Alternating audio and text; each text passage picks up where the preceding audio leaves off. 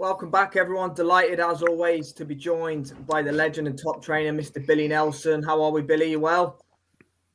I'm all good, mate. Thanks. Good, yeah. Thanks for coming on, as always. Jay and Liam with me as well for this one. Looking forward to picking Billy's brains. Billy, you've got a busy schedule coming up. Last time we had you on, you were off the back of Lewis fighting Conor Walker, who's just had a great win. I'm sure you watched it the other week over Harry Scarf. I know you spoke highly of Conor after the fight he had with Lewis Crocker. So I'll just get your thoughts on that first of all.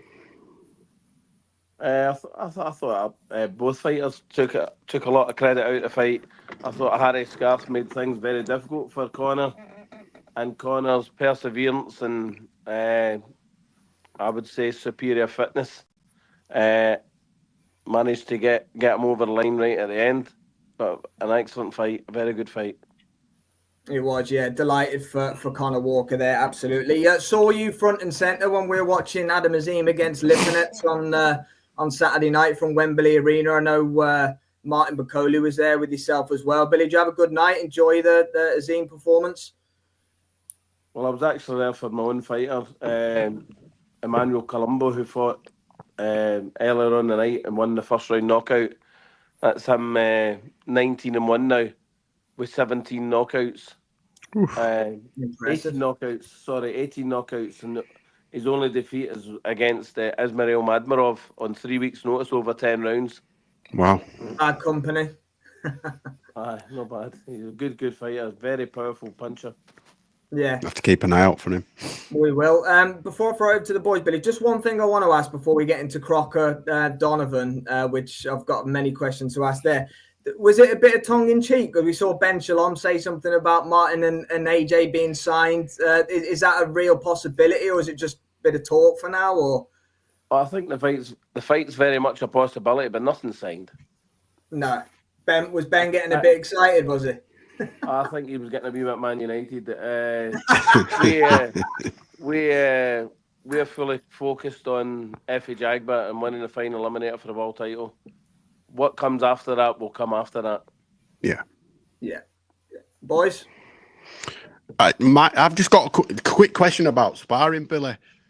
I know that yourself and Martin have made a bit of a name for yourself with not really sparring stories, but you've hinted on sparring stories. Do you believe that sparring plays a large role in fight camps that you do as a rule, or do you have it based individually on that fighter and what you think he needs in a build-up to a fight, or do you have like a set structure to each camp, or is it all done individually based on the fighter and the fight that he's got coming up?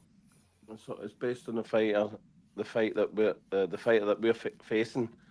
Although when if you're sparring somebody, on many occasions you find out that you're levels and levels above. Yeah.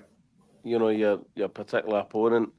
That just happens in every sport that people are involved with. There's levels. Yeah. There's levels. If you're, not everybody's going to be a world champion, and there's been better fighters that have probably only won British titles than some people have won world titles. Let's be honest. Sometimes it's just the luck of the draw. Having a good promoter behind you and getting the opportunity and grasping that opportunity. Yeah. Just on that, Billy, slowly, before I let you ask, I know you spoke to me in the past about the relationship with Boxer and Ben Shalom. It looks to be now that you're in a great place with Martin Bakole and Boxer. Is that right? Or well, we're fighting a final eliminator. We're one step away for the world title. We'll just, we'll play it by ear. Right, okay. I'm with you. Liam? Yeah. My question was sort of similar to that. On Martin's activity, obviously, August was his last performance against Jared Anderson. In an ideal world, would you rather have seen him out again towards the back end of last year, or are you happy with him going in May because of what the fight is? No, we would have been happier fighting in December the 21st. But I think that was the initial plan. But due to one thing and another, primarily people pulling out purse bids and having, and time being wasted at going to the next ranked person, them pulling it, going to the next ranked person, them pulling it. and ended up doing it number 7 or whatever it was with Efe Ajagba. It was very time consuming, but now His Excellency's got his fighting in New York in May, and he's got a 3-fight plan for us. So okay, happy days. All good now. Very happy now. Long time listener of ours, Luca, a big fan of yourself, Billy, and Martin. Ben Shalom spent all that effort and money on Fraser, did very little for Martin, not been good enough from Boxer, he says. Have any thoughts on that, Billy? Thoughts on Fraser Clark? Well, I think what he's alluding to is Fraser had been maybe backed initially more than what Martin was when Martin first joined Boxer. And Fraser should have been back because he was an Olympic bronze medalist, I think, wasn't he? Yeah. He's a bronze medalist. Fraser's a fine fighter, mate. I mean, because he got knocked out in the first round against Fabio Wardley, my opinion, he won the first fight. Yeah. I thought he won the first fight. I did. Doesn't make he's a bad fighter because do remember, please do always remember this, guys. See the first round, it's the most susceptible round for you're cold, you know.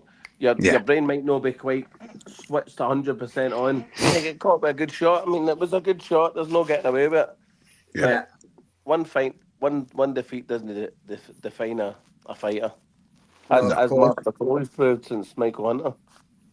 Yeah, that's right. I've got to ask you then, Billy, March the 1st, Belfast, it's going to be a fantastic night. I'm sure when I last spoke to you, you weren't too sure, I think, maybe what the venue was going to be. I know Eddie and Frank Smith have now had the full SSE open, which is going to be even better. There's going to be 8,000 or 9,000 in there. You must be delighted that Lewis is getting the shine of the main event in his hometown. I know it's probably already sold out. Just from your point of view, you're going up against one of the great minds of boxing, former world champion Andy Lee. Does the prospect of that excite you as well as Lewis getting his chance to shine against Paddy Donovan? Me and Andy Lee are very good friends. Listen, I've been very fortunate. I've beat Virgil Hunter. I've beat Sugar Hill. So let's do a wee Kronk's double and beat Andy Lee. Oh, I love it. You're not counting those. I better take me off, Anna. Oh, I love it. Paddy Donovan, obviously, it's been spoke about for God knows how long now. They've been linked. It's an IBF final eliminator for Jaron Ennis as well. I saw Eddie Hearn said so. He's fighting Stanionis in a unification. I know you're not looking through Paddy Donovan or anything like that, but the prospect of potentially facing the winner of Boots and Stanionis must be mouth-watering for you as well.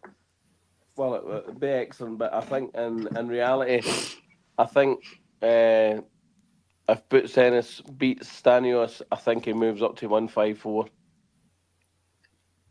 Yeah. That's what I think will happen. Yeah.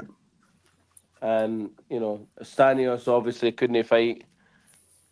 If the title was vacated, it would be very unlikely that Stanios would fight Lewis, for the title. It would be somebody else. It would be probably, I think the Japanese guy would get offered it first. I can't remember his name, but he's a good fighter. Yeah, he fought a couple of weeks ago. He's got a lot of knockouts. So I watched his fight. He's got like every one of his fights, bar one. He's got a stoppage winning. We watched it, boys. I can't remember his name either, though. Okay, that's interesting. And can I ask? I know you mentioned earlier about Martin. Did Zhang and Kabiel both categorically say no to fighting Bakole? Well, of course they have, because in Kabiel's case, he pulled out the purse bids. So that's saying no, isn't it? Yeah. Right? Yeah. He went to WBA, which is entirely his prerogative, but he pulled out the purse bids because they pulled out 1 hour before the purse bids was due. And for Zhang to turn around and say he would never get offered the fight is a nonsense, because the way the IBF ruling is, they've got to go down the rankings. Now, they went from Kabayel to Zhang. So the person under Zhang cannot get offered the fight until Zhang refuses the fight. Right. Yeah. So yeah. says tells it all. That he said no as well. So Yeah. let's not, certain people are just talking bullshit when they know fine well that they've said no to the fight because they had the two guys lined up to go a different route. Yeah, but they'll get their they'll get their comeuppance further down the line as well. Yeah, Martin's 31 now, Billy, and I must have felt like from I watched an interview earlier with Gareth A. Davis and Coogan, and effectively, but along the lines of you were the only one banging the drum for Martin Bakole for years and years, whereas I don't go a day now where I don't hear Martin Bakole's name mentioned in some facet. Is that obviously it's better for you, but do you feel like he's finally getting the shine that he deserves after all these years? 100%, because he's as good, if not the best heavyweight out there. Listen, there's an interview going about now.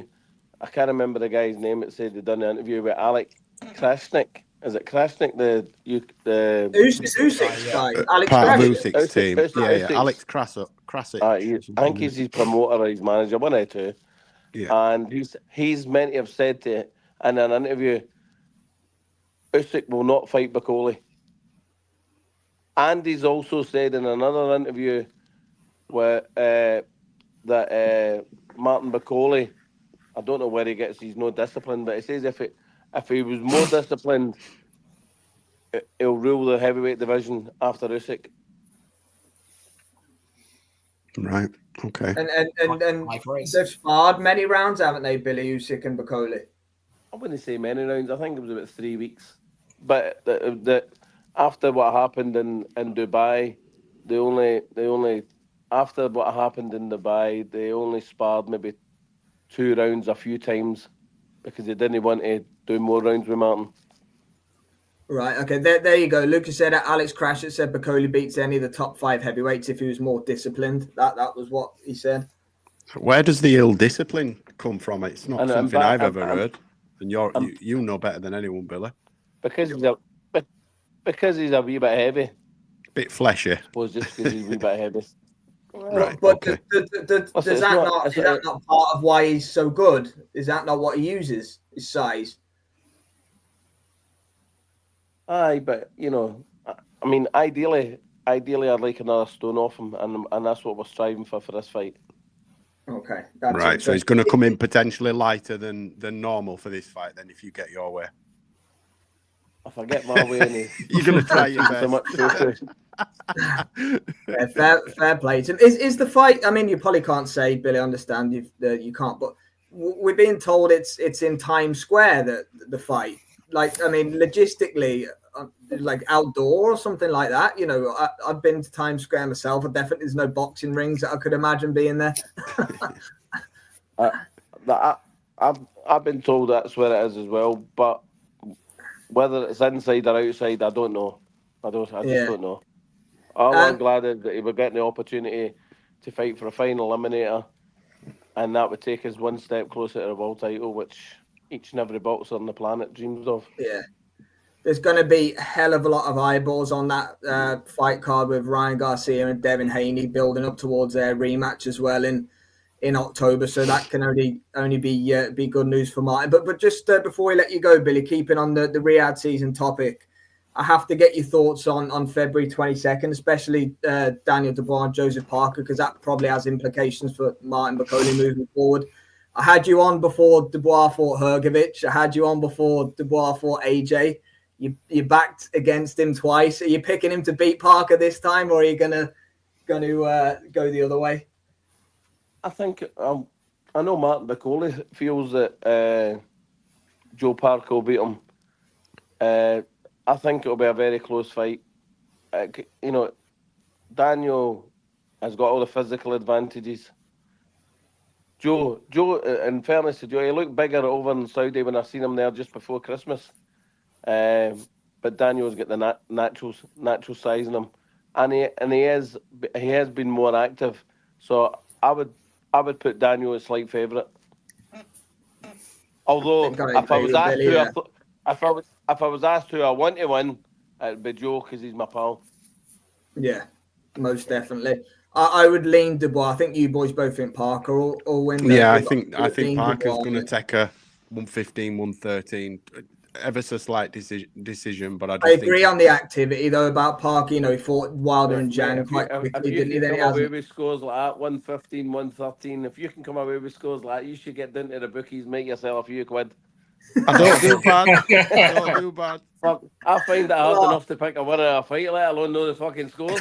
Yeah, if Billy Nelson's got no chance, boys, we're absolutely I'm screwed. giving it the big one. I know fuck all. Billy, last one from me. I read at some point a few months ago that Richard Riakporhe was doing some training with you. Was that true? Because I never heard anything of it since. Yep, I train Richard. He's got a massive fight in April. Brilliant. Which will be announced Brilliant. very, very soon. It's a belter of a fight. One we're really looking forward to. Yeah. So you'll hear very shortly about that. Is he up there? I heard about it, but then it went quiet or something. I don't know. Has it been kept under wraps a little bit, or is it just you've been training and working? I know what happened was Richard's based in Dubai now, and he's got to stay in Dubai X amount of days a year. So he's coming over for they got 7 weeks. Okay. Happy days. But he's training already. But yeah, he was meant to be on a card in was it in Africa or something, and then it fell off. Riakporhe. he got injured. He was to fight in Equatorial Guinea. I got my yellow fever jabs and everything for it. and then unfortunately there was the top of the bill broke his ankle out running. In France, and then we cancelled the whole show. That's another quality fight you've got on the books there, then, Billy. Just to add to the stable. Well, it's the best stable I've ever had. I've got Martin Bakole, I've got Emmanuel Colombo, I've got Lewis Crocker, I've got Sean Lazzarini, I've got Luke Bibby, I've got Richard Riakporhe, and I've got two novices. Yeah, I was going to ask you about Luke Bibby because he headlined the Riyadh season midweek event, didn't he? Luca asked this as well. He's someone I know we trained with Josh Taylor, didn't he, in the Cattrall rematch build-up? He was sparring with Josh, wasn't he, in camp there? Is there what's lined up for him this year? Well, he's fighting him Saturday in East Kilbride. This will be his 9th fight in 13 months. He's been sparring Josh Taylor the last couple of weeks. In fact, Lewis Crocker sparring Josh tomorrow. Nice. I'd like to see that. So I'm looking forward to that. Josh Taylor's looking great, Nick, now. So hopefully he gets something as well. And we're talking about Adam Azim for Josh Taylor against Azim. They were too early for it. Azim. No, they won't do that. That's suicide for me. He beat Adam Azim. Yeah, I agree. Josh Taylor's too big and too strong for Adam Azim. I like Adam Azim. I think he's very good. He's a very good fighter. I mean, that guy on Saturday night, that was hard watching that ringside there. You know, I felt sorry for Steve Gray because he was in a bit of a position. Although Adam hit him a few times low, he was beating the shit out of him every single round, and his face ended up a bit of a bag of spanners, isn't it? It was horrible to watch. It was too much. Yeah. But it ended up, you know, I'm glad he stopped it when he did because that wasn't a nice watch. After round 6, it wasn't a good watch. Yeah, it wasn't competitive, was it? After sort of 4 or 5 rounds, and they were just beating him up. Well, anything else to ask, Billy? No, I'm done. No, I just hope my big pal Sean Lazzarini gets over his injuries and can start, you know, rattling off fight after fight after fight, because I believe he could quite easily win the British title after about 7 or 8 fights. Really? That guy's got power to burn, so he has absolute machine. But he gets some bloody injuries, and it's dead frustrating. So as that's it. If it wasn't for bad luck, it's no luck. Well, it's not. You know, it's all right laughing and joking, but if you're the recipient of these injuries, it's frustrating. You think the world's against you. It's his only source of income. So yeah. It's a shame. It's a shame because he's a very talented boy. Yeah, no, Fingers crossed for him then. Let's hope he He's a makes a hard decent worker. recovery. He'll bounce back. And I hopefully he gets a string of fights together and his luck changes. Yeah, 100%. Good luck Well, to him. Billy, thanks so much for giving us 20 minutes there. Really appreciate Thanks, it. March 1st, Crocker Donovan rooting for you. Or as always, hopefully Lewis gets the job done. It's going to be a great fight. Bakole, Ajagba in New York. You're going to be here, there, and everywhere. We'll wait to see what happens with Richard Riakporhe. If you say April, hopefully we'll get news on that soon. But thank you for being so kind, Billy, as always. Thanks, Billy. You're more than Cheers, welcome, guys. All the best. Man. Yeah, all the best, Billy. Take care now. Bye-bye. Take care. Bye-bye. Cheers, Well, boys, interesting 20 minutes with Billy there. What do we dissect out of it before we wrap up? Excited about Riakporhe. I mean, if that's a partnership that's been under wraps for 4 or 5 Yeah, months. I read about that months ago, and then I was definitely, I thought it'd be like, I don't know, it's you, fair play. Yeah, that's interesting. Yeah, that could be exciting. I mean, Billy Nelson gets the best out of fighters. There's something he does in his training camps that can just get fighters to always produce at a very good level, and that's what Riakporhe needs. So that can be incredibly exciting for April. And like I said, we'll be keeping an eye out for that announcement. Yeah, that's why I get Billy on, Luke. We don't do too many interviews and stuff like that, but Billy just talks to us like he would talk to any of the outlets. He lets stuff slip. He gets excited, and that's why I love getting him on. Anything else that he said, boys, to look at or talk about before we go? Not for me, no. No, Billy was Billy. He gave us some good crack. He said, kind of confirms what we knew about the purse bid situation with Martin and the frustration. I guess he gets a lid on his frustrations about the fact that it's such a long break for Martin between fights. But yeah, like Lucas said here, he's a bit more reserved on bench along than he was back in the summer, wasn't he, Sam? Didn't have as much. Yeah, he was. But look, it's going well, isn't it? So I don't blame him whatsoever. Boys, enjoyed it. Thanks to everyone who's tuned in and will watch down the line. Always good to mix up a bit of content and hear from Billy and what's going to be a busy. He's got Crocker in March, Riakporhe in April, and Martin Bakole in May. So he's got a crazy 3 months coming up. We'll do our prediction shows as normal for the weekend tomorrow. Take care, boys, and I'll see you then. See you then.